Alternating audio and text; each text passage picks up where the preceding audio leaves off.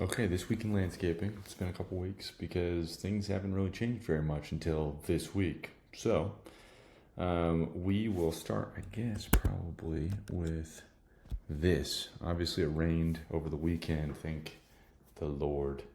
This is your rainfall chart. This is central Austin. This is west of Austin.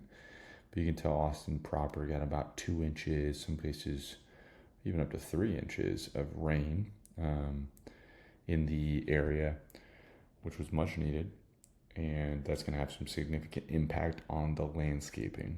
And then what's happening going forward, and we'll talk about some of the specifics of what it does to landscaping. What's happening going forward for weather is, if this will load, there's a lot of noise on this chart.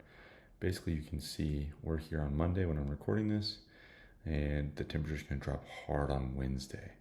So this doesn't make much sense to me because it says 43 degrees low on Wednesday, but I don't think it's getting there. I think it's getting to 47, 48, 49, again, depending on what app you look at, etc.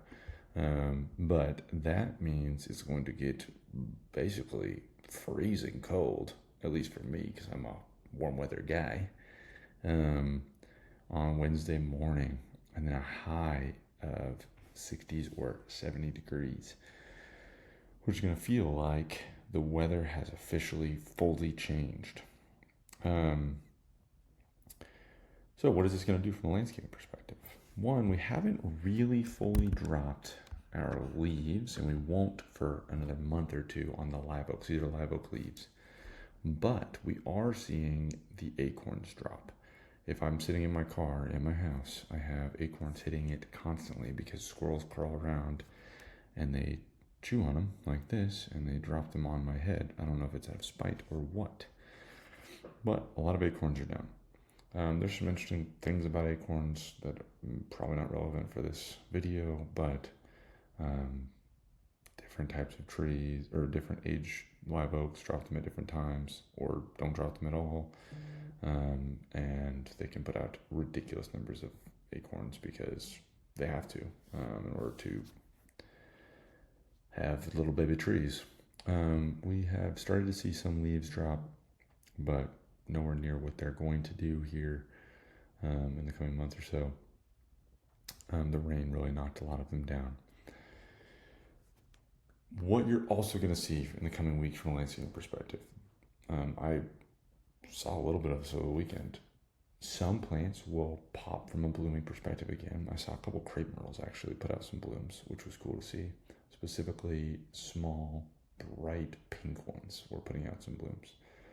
I wouldn't be surprised. I would expect some of the perennials, mistflower, turf's cap, some lantanas to start blooming again after the cold snap. There's like a hormonal response in plants that occurs when temperatures drop and they're well watered that will make them put out blooms again from when they're trying to reproduce. Blooms are a reproduction manifestation, and so they're going to try again before the winter to put themselves out there and bloom. So you'll see some fall blooms here coming in the next 10-ish days, hopefully. Again, kind of depending exactly on how much water they got. Turf, there's been a lot of turf grass that's been dormant due to the lack of watering. So if you haven't been watering as much as the turf needed, whether you weren't allowed to or you just decided not to or you don't have irrigation for it, some of that turf will come back out of dormancy due to the rain, which, I mean, as a guy that loves grass, that's wonderful. If you don't want to mow your lawn, then that's not so wonderful. We will not see any color changes or much color changes on the trees yet, but that will be coming in the next probably 4 weeks or so.